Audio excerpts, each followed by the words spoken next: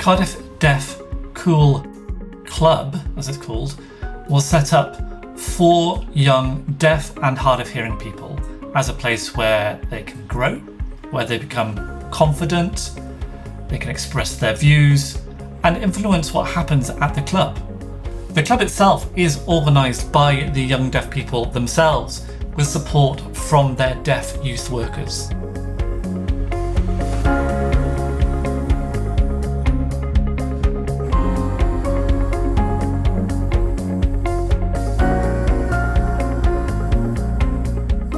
Yeah, it's made me much more confident, really.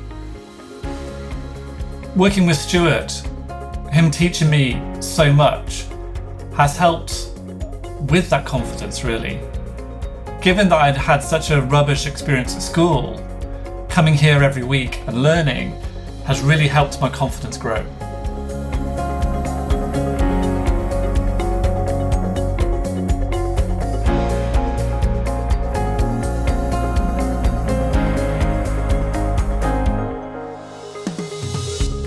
It's like having a second home and a sense of belonging. As youth workers, we make sure we listen carefully and we aren't too quick to respond.